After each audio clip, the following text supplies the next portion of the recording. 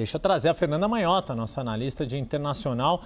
Mais uma dessas situações, Manhota, muito boa tarde a você, que são inusitadas, né, de a gente acompanhar, mas que Donald Trump tem emplacado, vez ou outra. Agora, nesse nível de chegar a pedir prisão de prefeito de uma cidade do porte de Washington e com nítida, né, disputa político-ideológica, o que isso reflete do atual momento da política norte-americana e do quanto Donald Trump está decidido a ir, de fato, até as últimas consequências em nome da sua política anti-imigração?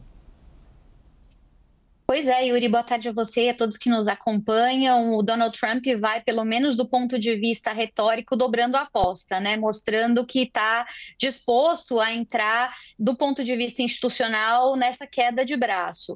Da perspectiva da justiça, Yuri, é pouco provável que ele obtenha êxito nesse sentido. Existem várias brechas e precedentes que o colocam numa situação, numa posição de improvável vitória, caso ele decida tentar ir às últimas consequências nesse sentido. E, portanto, eu imagino que nem é essa a ambição que está sendo pelo governo Trump, quer dizer, ele não diz essas coisas apostando que de fato vai obter ali um ganho jurídico.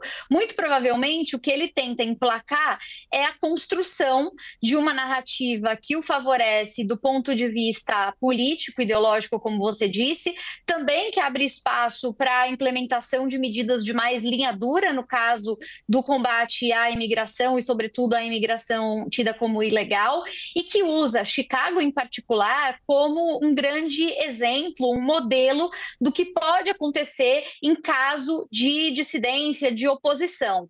A gente sempre precisa lembrar, Yuri, que nos Estados Unidos existem várias prerrogativas que são estaduais, né, que respeitam normas e regras que não cabem ao plano federal, mas sim aos estados, porque eles têm pela Constituição muita autonomia garantida.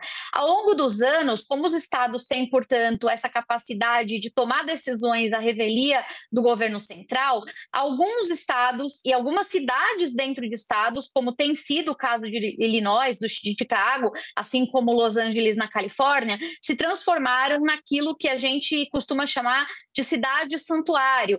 Ou seja, elas não só atraem pela sua perspectiva multicultural, econômica, pela natureza, né, da estrutura dessas sociedades, pessoas de muitas partes do mundo, e acabaram se tornando, então, concentrações grandes de imigrantes, como elas também acabaram criando redes de apoio e de proteção a essas pessoas que viraram cases nos Estados Unidos, são praticamente considerados paradigmáticas, né? Assim como todo mundo pensa em Los Angeles como uma cidade santuário, todo mundo lembra de Chicago também como uma cidade santuário. Cidades que receberam fluxos históricos de imigrantes de certas nacionalidades e que até hoje têm mantido prerrogativas que muitas vezes contrariam o governo Trump, né? O governo Trump dá lá uma diretriz de fazer policiamento ostensivo, batida sem notícia prévia para capturar imigrantes legais, essas cidades resistem, continuam garantindo, né, que essas pessoas possam frequentar escolas, igrejas, como lugares seguros que são invioláveis.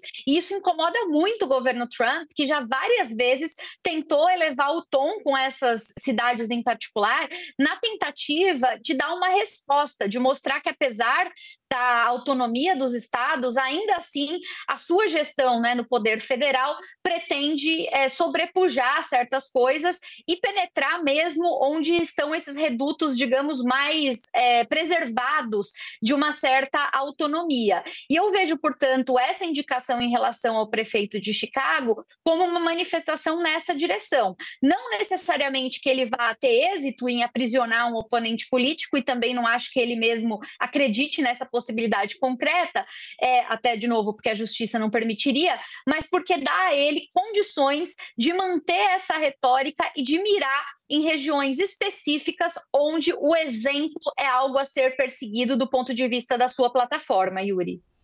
Fernanda Manhota, muito obrigado pela sua análise aqui a respeito desta situação lá nos Estados Unidos. Até amanhã.